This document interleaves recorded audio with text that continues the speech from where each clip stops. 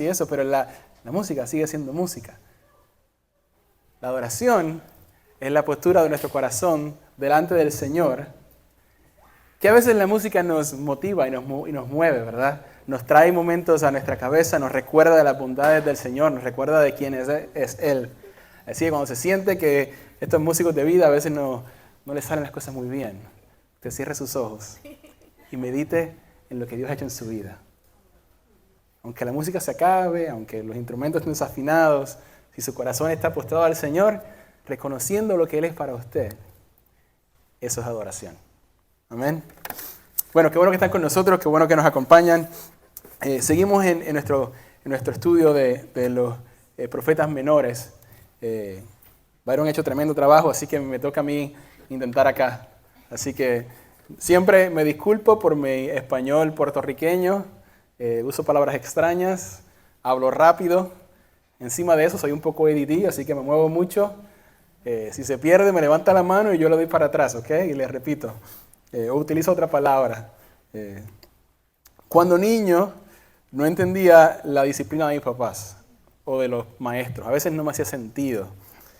A veces andábamos discutiendo, mi hermana y yo, o andábamos discutiendo compañeros de la escuela, y yo iba donde la maestra, esperando de que la maestra o el maestro o mi papá impartiera disciplina, ¿verdad? Porque claramente mi amiguito, mi amiguita, mi hermana estaban mal, yo estaba bien, y alguien tenía que dejarle saber a ese compañero, a esa hermana, de que estaba mal. Y a veces pasaba, y si usted recuerda su niñez, había algo bien dulce, ¿verdad? De meter a su hermanito en problemas o a su compañero en problemas, ¿verdad? Sobre todo cuando se lo merecían. Es como que, qué bien. Pero a veces pasaba algo extraño. Y no sé si a ustedes les ha pasado esto. Yo iba donde mi papá, le decía, papi, mi hermana está haciendo algo mal. No quiere compartir la pelota, o no quiere compartir la bici, o no quiere compartir el control remoto. Y mi papá, en vez de ir y reprender y disciplinar a mi hermana, apagaba la TV. Se llevaba la bici, apagaba el videojuego, se llevaba la pelota, y uno se quedaba como, ¿pero qué pasó? O sea, claramente yo estoy bien, yo merezco la TV, claramente ella estaba mal o él estaba mal. O sea, ¿por qué no lo disciplinaste? ¿Por qué no la disciplinaste? ¿Por qué yo tengo que pagar? ¿Por qué yo tengo que estar en este problema cuando tú se supone que resolviera mi problema? Mi problema era que yo quería jugar y él no me dejaba jugar, y ahora ninguno de los dos puede jugar. ¿Sí les suena conocido? Realmente no entendía, me parecía injusto. Me parecía que estos maestros, estas personas no sabían disciplinar. Claramente son injustas, son personas que no tienen justicia para aquel persona que está siendo maltratado o que le han tomado sus derechos, ¿verdad? Y eso me parecía muy claro lo que debían hacer, pero aparentemente para ellos no. Ahora le damos para el frente, 20 y tantos de años, y ahora soy papá de 3 niños. Tengo 2 por ahí que ustedes los conocen, andan siempre metiéndose en problemas, siempre andan corriendo. Y a veces uno de los 2 niños viene y me dice, papi, Adrián no me quiere compartir algo. Papi, Diego se está portando mal y no quiere dejarme utilizar el juguete, la bicicleta, la pelota.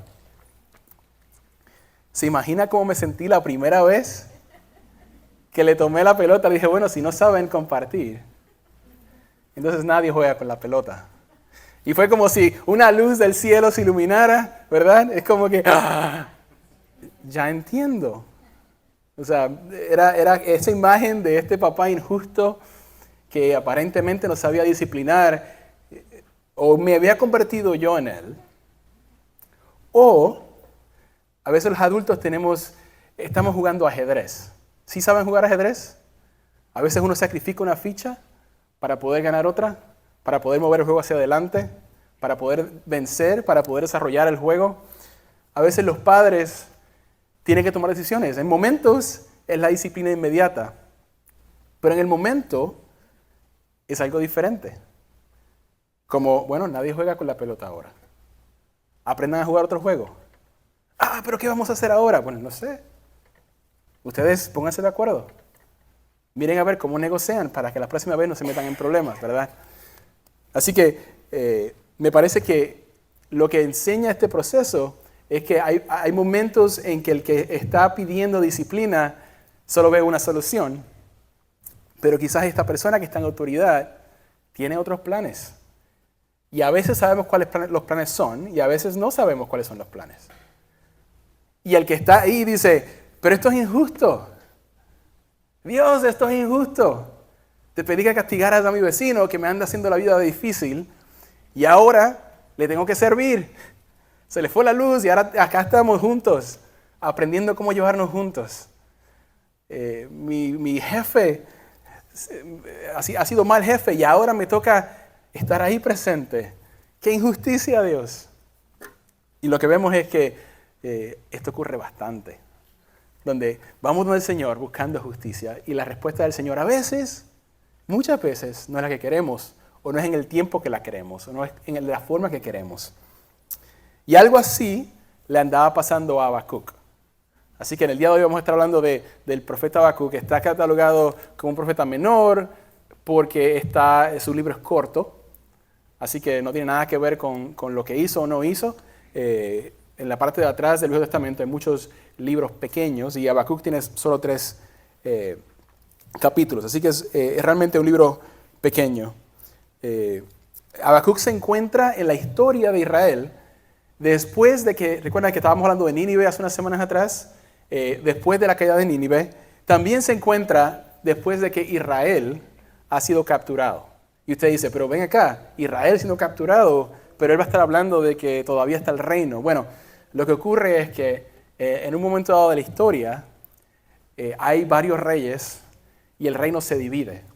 Así que en vez de haber un gran reino, como estaba cuando estaba el rey David y el rey Salomón, luego se dividen los reinos y la mayoría del reino se queda como Israel y luego el reino del sur se le llama Judá, porque era la tribu más grande de esa región. Así que si no sabe ese dato, quizás se confunde, pero realmente cuando lee esta parte de la Biblia, pero en esta sección de la Biblia pensamos en Israel. Israel es conquistado como 20 a 30 años antes que Judá. Por alguna razón Judá todavía permanecía, ya Israel se lo habían llevado cautivo y habían destrozado toda esa zona. Y aquí que se encuentra Habacuc en la historia, ¿verdad? Así que vemos a Habacuc mirando cómo se comporta el pueblo de Judá. Y mira lo que está pasando. Y luego se pone la camisa de Diego y su gorrito de Diego y dice, Señor, pero tú no ves. Pero tú no estás pendiente de lo que está ocurriendo. ¡Qué mucha maldad! Tienes que hacer algo. ¿Por qué no haces algo? ¿Qué tal si lo leemos ahora en las palabras de Habacuc? Porque quizás él lo hace mejor que yo. Habacuc 1, 1 al 4. Dice, oráculo que tuvo en visión el profeta Habacuc. Antes de seguir leyendo. Habacuc escribe en un género que le llamamos lamentaciones. Él se va a lamentar con Dios. No era para él, se va a quejar con Dios. Y lo que vamos a ver es que esto no es único de Habacuc. Ocurre mucho en la Biblia y vamos a hablar de eso en un momento. Pero si le suena como a queja, es una queja. Muy bien. Volvemos. Oráculo que tuvo en visión el profeta Habacuc. ¿Hasta cuándo, oh Señor, pediré ayuda? Y no escucharás. Clamo a ti, violencia. Sin embargo, tú nos salvas. ¿Por qué me haces ver la iniquidad y me haces mirar la opresión? La destrucción y la violencia están delante de mí. Hay rencilla y surge la discordia. Por eso no se cumple la ley y nunca prevalece la justicia, porque el impío asedia al justo. Por eso sale pervertida la justicia. Así que Habacuc está molesto con la conducta de este pueblo. Dice, mira la violencia, mira cómo está la persona que no es justa, abusando del que es justo. Y Dios, tú nos salvas, tú no haces nada. Él mira y piensa, Dios claramente no está prestando atención porque mira cómo sigue ocurriendo esto, aún dentro de su pueblo. Por eso él dice, ¿por qué me haces ver la iniquidad? ¿Por qué me haces ver las faltas, verdad? Y me haces mirar la opresión. Esta persona que anda abusando de otra, yo lo veo. ¿Acaso tú no lo ves, Dios? La destrucción y la violencia están delante de mí. O sea, es obvio para todo el que anda mirando. Pero aparentemente tú no estás mirando. Hay rencilla y surge la discordia. Dice, por eso sale pervertida la justicia. O sea, no hay justicia en la tierra. Así que, como hemos visto, el pueblo se encuentra en este momento, en esta disyuntiva donde se han ido poco a poco alejando de lo que Dios tenía para ellos. Se han empezado a mezclar con otras religiones, han empezado a ver violencia y abusos. Muchas de las cosas que hacían eran muy perversas. Y Habacuc anda como clamando al Señor que limpie a su pueblo. ¿Verdad? Este es el pueblo de Dios. Él dice, bueno, somos tu pueblo, corrige a tu pueblo, limpia a tu pueblo para que podamos ser lo que tú quieres para nosotros. Por eso dice, ¿hasta cuándo, oh Señor, pedirás ayuda y no escucharás? Clamo a ti. Sin embargo, tú nos salvas. O sea, él estaba desesperado. Como un profeta andaba pidiendo al Señor que corrigiera. Así que algo que podemos notar de esto, y esto es muy importante. Ahí anda, tenemos una musiquita. Algo que es muy importante de esta lectura. Y les hablé de si suena lamentaciones, si suena queja, lo es. Es que a veces pensamos que no podemos ir a Dios con queja. ¿Sí le ha pasado eso? Si crees en Dios, no puedes ir donde Dios y decirle, Señor, ¿por qué? Si realmente tienes fe, no puedes decirle, Dios, no entiendo. Y lo que vemos en la Biblia no es eso. Lo que vemos en la Biblia es lo contrario. Y no solamente eso, podemos juzgar y podemos entender la reacción de Dios para aquellos que van donde Él y le dicen, Dios, ¿dónde estás? ¿Alguna vez han dicho eso? Y quizás el enemigo anda diciendo, ay, qué poca fe tienes. Qué mal cristiano eres, que andas cuestionando al Señor. Pero lo que vemos del profeta es que el profeta hace lo mismo. Señor, no estás mirando, no estás viendo lo que está ocurriendo. ¿Dónde estás? ¿Acaso no ves lo que está pasando? ¿Por qué no actúas? ¿Por qué no me ayudas? ¿Por qué no intervienes? O tal vez quizás la más común. Señor, no entiendo por qué me está pasando esto. ¿Sí han dicho así? No entiendo. ¿Acaso no estás interesado en ayudar? ¿Acaso estás olvidado de mí? Y si usted sale de aquí sin saber nada más de todo el mensaje, si aquí Josué deja de hablar, recuerden que podemos ir delante de la presencia de Dios, de nuestro Padre, y revelar nuestro corazón. Él lo conoce. No le está diciendo nada que Él no sepa, pero es refrescante saber que podemos ir donde el Señor y decir, Señor, no entiendo. ¿Dónde estás? No te veo en mi situación. Y el Señor no responde con ira y consume a Habacuc, ni consume a Job, ni consume a David cuando andaba diciéndole, Señor, ¿por qué me has abandonado? Lo que vemos es que el Señor contesta a sus hijos. En este caso, en el caso de Job, en el caso de David, pueden ver la voz del Señor y escuchar su respuesta. Dios no anda juzgando cuando su corazón flaquea. Él entiende que somos humanos y andamos en un mundo quebrado. Así que primero aprendemos que Habacuc va al Señor y le dice, Señor, ¿por qué? ¿Por qué no actúas? Dios le contesta a Habacuc. Vamos a ver varios movimientos en este libro. Habacuc se queja, el Señor le contesta y luego Habacuc vuelve y le habla al Señor. Pero en este caso la contestación del Señor se encuentra en el versículo 1, en el capítulo 1, versículo 5. Si lo quiere buscar, lo puede buscar, si no lo tenemos acá arriba. Habacuc 1, 5. Dios le contesta a Habacuc y le dice, miren entre las naciones, observen, asómbrense, quédense atónitos, porque haré una obra en sus días, que ustedes no la creerían si alguien se las contara. Porque voy a levantar a los caldeos, que también se les llama a los babilonios, pueblo feroz e impetuoso, que marcha por la anchura de la tierra para apoderarse de moradas ajenas, imponente y temible es. De él mismo procede su justicia y su grandeza. Sus caballos son más veloces que los leopardos y más astutos que lobos al anochecer. Al galope vienen sus jinetes vienen de lejos, vuelan como águila que se precipita a devorar. Vienen todos ellos para hacer violencia. Su hora de rostros avanza. recoge cautivos como arena. Esa es la respuesta de Dios. ¿Se imagina la cara de Habacuc? Él está diciendo, Señor, mira toda la violencia que hay, mira toda la injusticia que hay. Y la respuesta del Señor es, bueno, no te preocupes. Yo me voy a encargar de eso, yo lo voy a disciplinar. Había un pueblo feroz, violentos, abusivos, maltratantes que vienen a conquistar el país. Y Habacuc se quedó como, pero Dios, o sea, ¿de qué estamos hablando acá? O sea, te pedí que los disciplinaras, pero no que los exterminaras. O sea, claramente el que lo hizo mal merece corrección, pero no esta gente. Esta gente son lo peor de lo peor.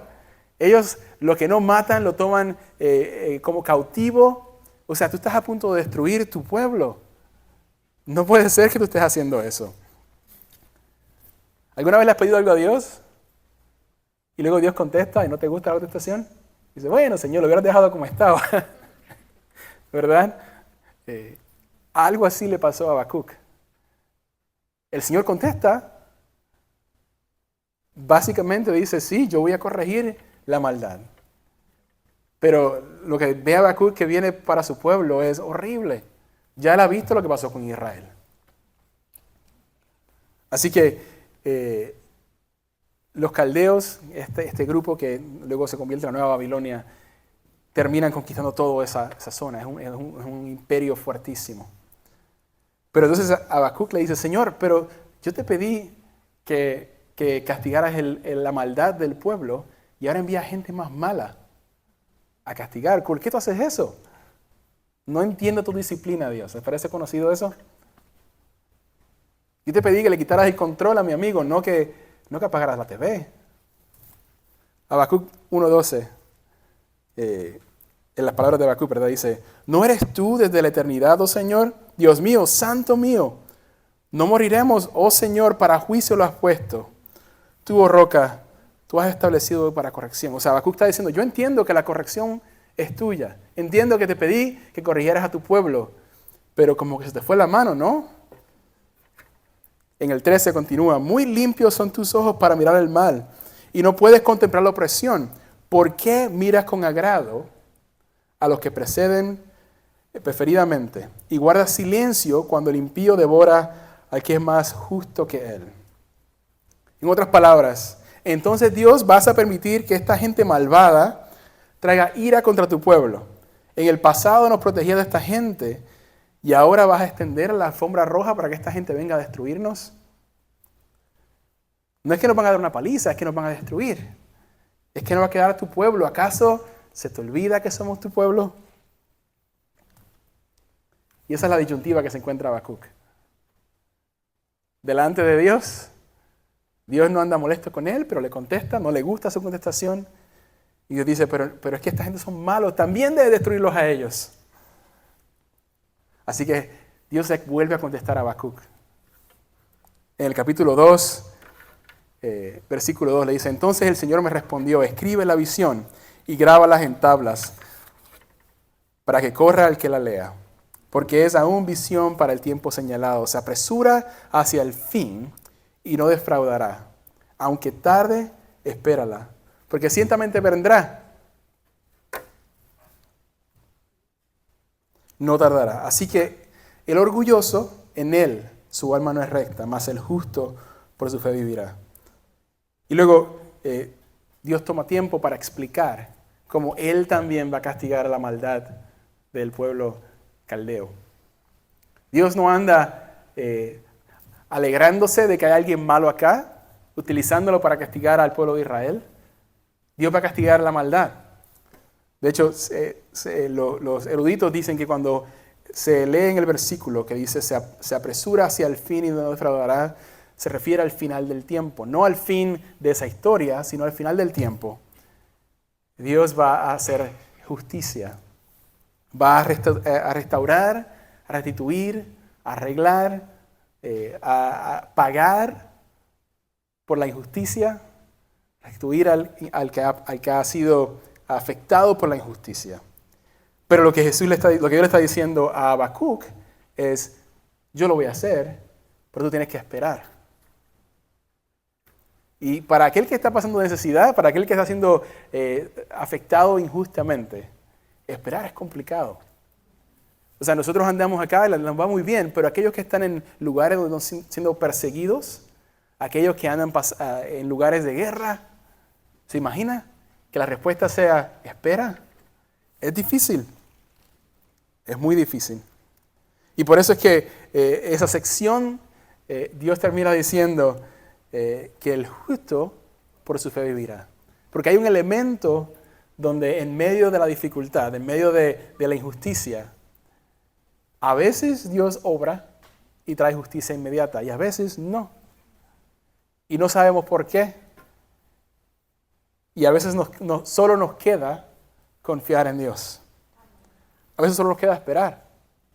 Pero no es esperar en vano, es esperar sabiendo que este Dios realmente detesta la injusticia y el avaro y las personas que están abusando y esta gente que venía a matar y a destruir. Todos ellos van a tener su merecido eventualmente. Y en el tiempo del Señor. Entonces es difícil, es complicado. Pero la fe es saber que Dios ha sido bueno, Dios es bueno, Dios va a ser bueno y que en Él podemos descansar. Yo les prometo que yo no planifiqué el servicio de esta manera. Yo sí escogí las canciones hace varias semanas atrás y luego Byron me dio este mensaje varias semanas luego, pero apenas estábamos cantando sobre la fidelidad del Señor.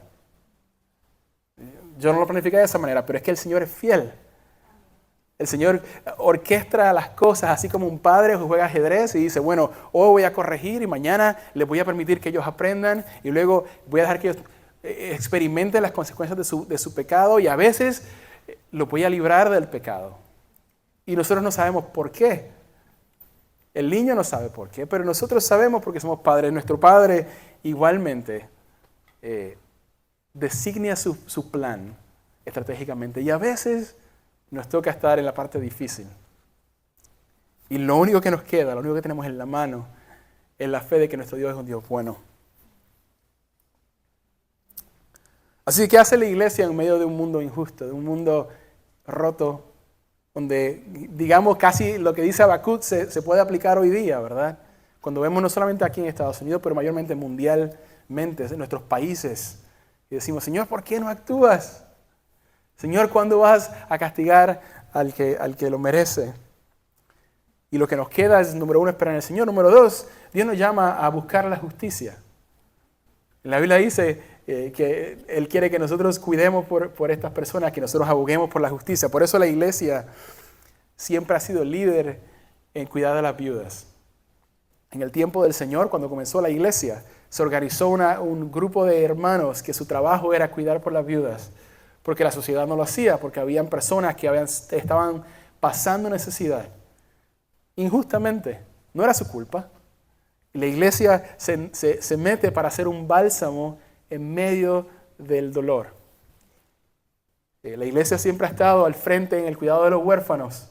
Por mucho tiempo ha sido la iglesia quien ha estado cuidando de los niños que no por su culpa se encuentran ahora pagando y pasando necesidad. Así que, ¿qué hacemos nosotros mientras esperamos? Ser la mano de Dios, ser un bálsamo para esta gente. Cuando hay guerra, la iglesia es la que entra a cuidar. Cuando hay hambruna y plagas, hablaba hace poquito, cuando hubo la gran plaga, hay escritos de unas personas que vinieron a ayudar. Cuando todo el mundo se fue y dejó las ciudades vacías, llegó un grupo de personas a cuidar de los enfermos. Eran personas que amaban como Cristo, sabiendo que no podían reparar lo que estaba ocurriendo, pero podían ser un bálsamo en lo que esperamos al Señor. Hay una razón por la que la mayoría de los hospitales tienen nombres cristianos. La iglesia no puede quizás sanar a todo el mundo. Dios nos ha dado ese poder, esa autoridad todavía, pero entre medio nos ha dado enfermeras y personas que cuidan. Y la iglesia siempre ha estado presente. Hemos estado envueltos en la adopción de niños, en hogares para personas maltratadas, trabajando con niños y consejería matrimonial, porque sabemos que el mundo está quebrado. Y sabemos que le pedimos a Dios que intervenga. Y a veces pensamos que Dios no está ahí, pero Dios nos pone a nosotros en el medio para ser parte de eso. Así que podemos ir delante del Señor y cuestionarle. Podemos ser parte del bálsamo, del cuidado del Señor en medio de la dificultad del mundo.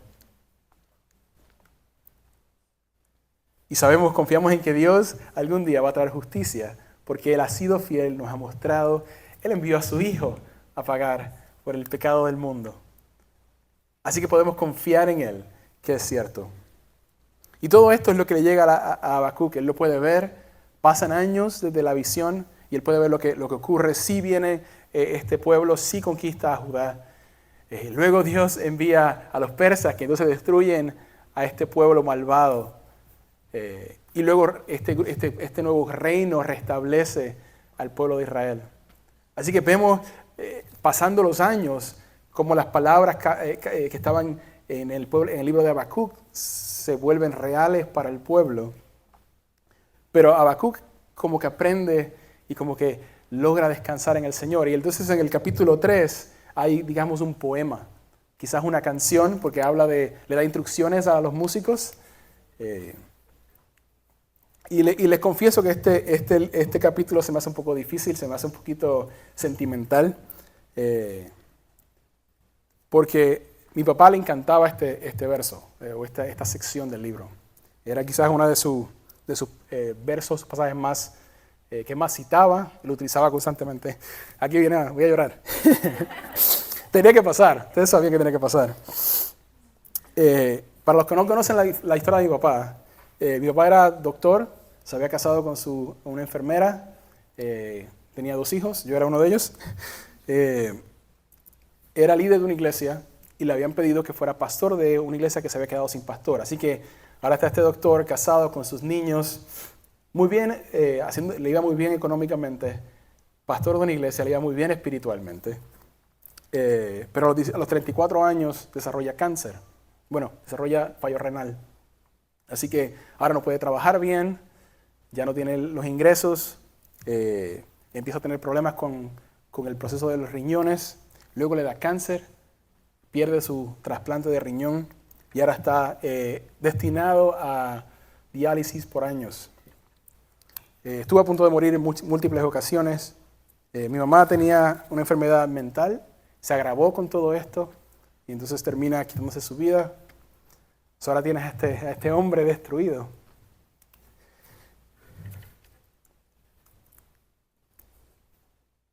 Y yo lo vi preguntarle a Dios, ¿por qué? ¿Dónde estás? ¿Por qué a mí? ¿Será que no me oyes?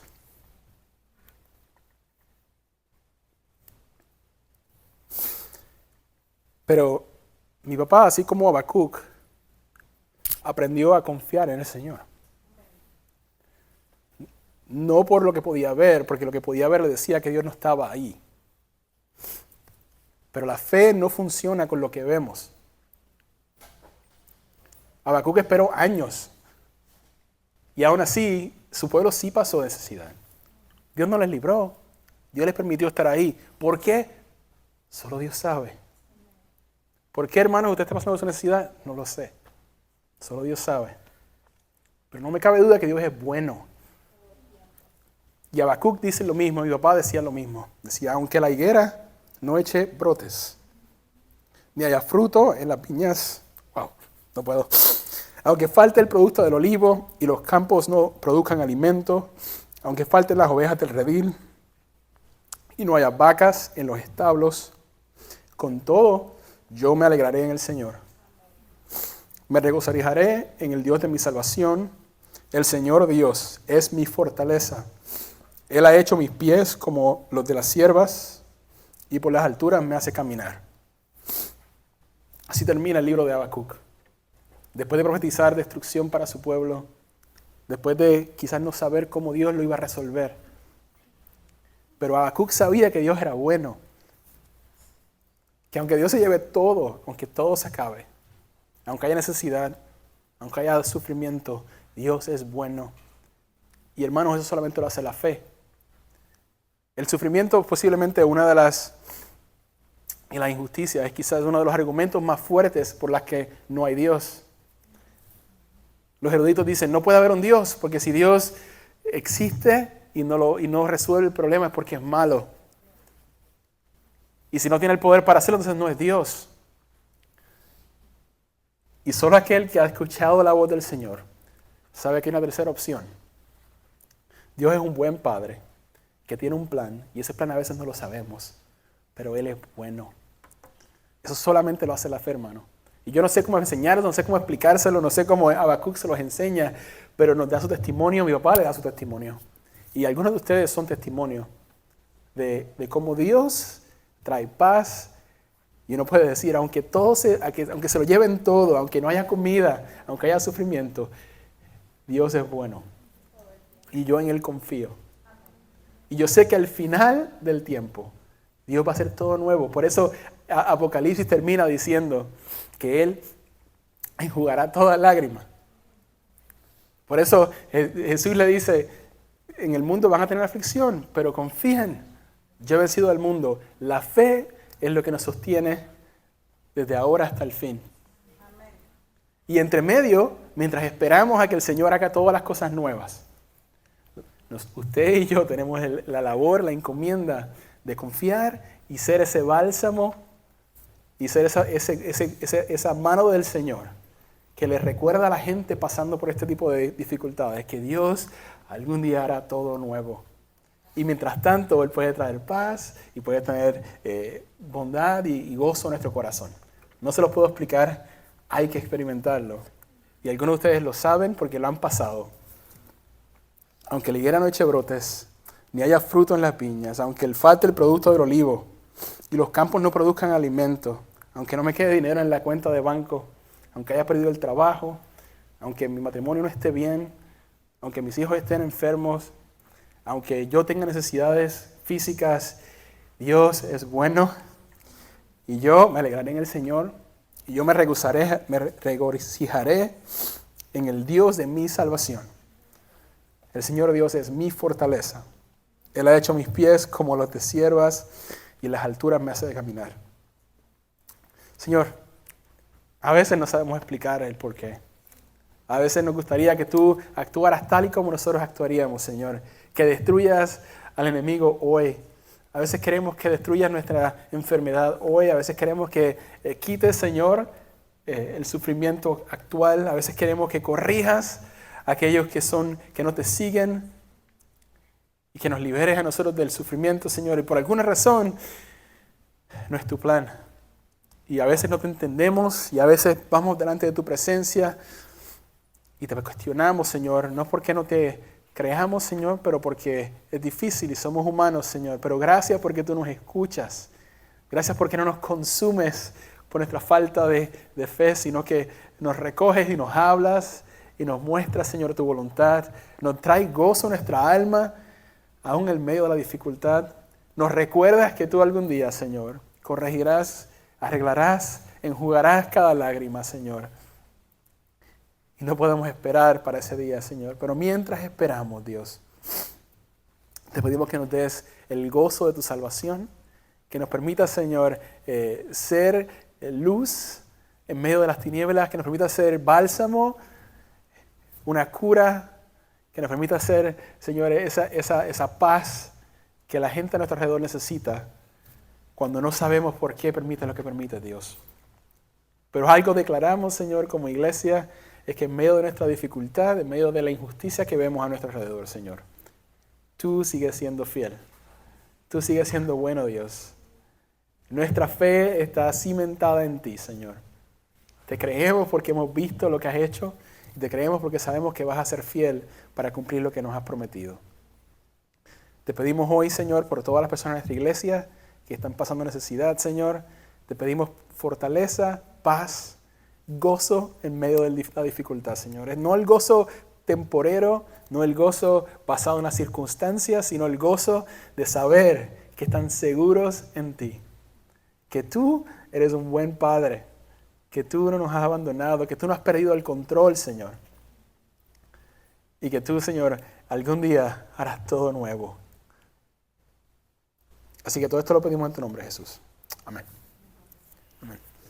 Los que saben, papi no podía caminar muy bien. Y de las cosas que me alegraban cuando papi murió, era verlo celebrando en la presencia del Señor. Así que mientras vivimos en este mundo, esperamos lo que viene. El apóstol Pablo vio una visión y él dice que los sufrimientos de hoy día no se pueden comparar con la gloria que él vio en esa visión. No nos dijo que vio, solo nos dijo si tan solo les dijera, si les pudiera explicar lo que yo vi allá. Y esto lo dice Pablo, que estaba encadenado en una cárcel. Y dice, lo que yo vi allá, lo que el Señor me reveló, era tan impresionante, era tan glorioso, que los sufrimientos terrenales momentáneos ni se comparan. Así que nuestra fe, nuevamente cimentada en el Señor, vayamos con gozo, no anden llorando como yo. No, pero son lágrimas de alegría, hermano. Porque una cosa es que te cuenten y una cosa es que tú lo veas. Ver hermanos y hermanas que quizás no la están pasando muy bien y con gozo alaban al Señor es un testimonio de lo que Dios hace. Porque solamente Dios lo puede hacer. Así que seamos esa iglesia, hermanos. Le invito esta semana a que seamos esa iglesia y que confiemos en el Señor. Amén. Bueno, invite a alguien la semana que viene. No voy a estar acá haciéndolo llorar, así que en confianza. Y nos vemos entonces la semana que viene.